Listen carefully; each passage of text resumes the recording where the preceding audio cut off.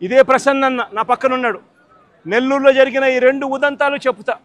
ఎంతగా దిగజారిపోయాడు చంద్రబాబు నాయుడు అని చెప్పడానికి 2 ఉదంతాలు స్పష్టంగా కనిపిస్తాయి. నా పక్కన ప్రసన్న ఉన్నాడు. 6 సార్లు తాను ఎమ్మెల్యే, 6 సార్లు తాను ఎమ్మెల్యే. అలాంటి ప్రసన్నను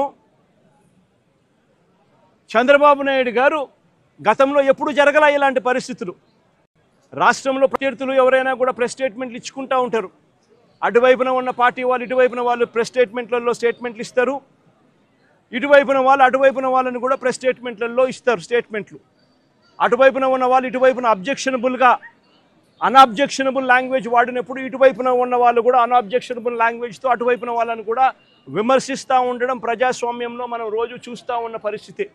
కానీ ఎప్పుడూ కూడా ఇలా మనుషులను చంపేయడానికి ఏకంగా 80 మందిని 100 మందిని ఇళ్లకు పంపించేసేసి వాళ్ళు తాగుండి రాడ్లతోనూ కర్రలతోనూ మారునాయుధాలతోనూ వచ్చి కార్లను కూడా తిప్పివేసి పడేసే పరిస్థితిలోకి వాళ్ళు వచ్చి ఇల్లు మొత్తం ధ్వంసం చేసి ఇంట్లో 83 ఏళ్ల ప్రసన్న అమ్మ, ఆవిడ మహిళ కాదా అని అడుగుతా ఉన్నా నేను. ఆవిడను బెదిరించి ఆ సమయంలో ప్రసన్న ఇంట్లో లేడు కాబట్టి సరిపోయింది. ఒకవేళ ప్రసన్న ఆ సమయంలో ఇంట్లో ఉండింటే ప్రసన్నను చంపేసే కార్యక్రమం కూడా జరిగి ఉండేది కాదా అని అడుగుతా ఉన్నా. ఇలాంటి దిగజారిపోయిన రాజకీయాలు గతంలో ఎప్పుడూ మేము చూడలా. ఏ రోజైతే ఒక మహిళ చేత మీరు తల్లి కావచ్చు, చెల్లి కావచ్చు, చెల్లి వరుస కావచ్చు, ఏ మహిళ చేత అయితే మీరు కన్నీళ్లు పెట్టించారో ఆ మహిళల ఉసురు ఊరికే పోదు. భగవంతుడు అనేవాడు ఉన్నాడు, ఆయనే చూసుకుంటాడు మీరు చేసే తప్పులన్నీ. కానీ మరోసారి నేను చెప్తున్నాను, జగన్మోహన్ రెడ్డి గారు ఇది కరెక్ట్ కాదు. ఇలాంటి నాయకుల్ని సమర్థించబాకండి. ఇలాంటి నాయకుల్ని సమర్థిస్తే ఇప్పుడే కాదు ఇంకా ఒక 30 ఏళ్ళు కూడా మీరు అధికారంలోకి రాలేరు. ఎందుకంటే మాట్లాడే వాళ్ళని తప్పు చేసినప్పుడు నువ్వు తప్పు చేశావు అని చెప్పేవాడే నాయకుడు.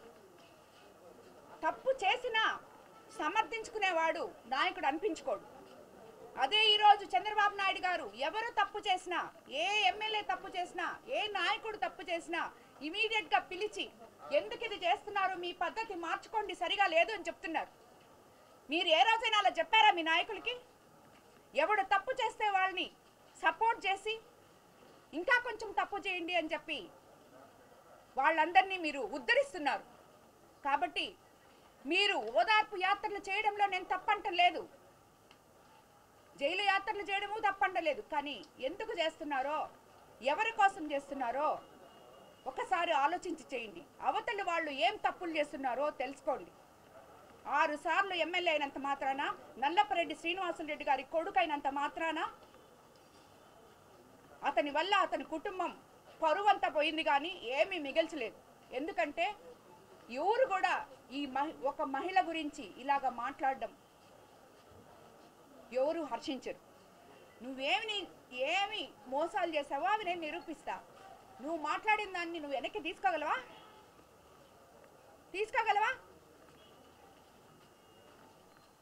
ఇది కరెక్ట్ కాదు. ఇలాంటి వాళ్ళ కోసం మీరు ఇంత వ్యయ ప్రయాసలు కోర్చి ప్రభుత్వ ధనం మొత్తం వ్యర్థం చేసి ఇలాగా రావాల్సిన అవసరం లేదేమో అని నేను అనుకుంటున్నాను. కాబట్టి మరోసారి ఇలా మహిళలకి, ఏ మహిళకు కూడా నాకు జరిగిన అన్యాయం జరగకూడదు.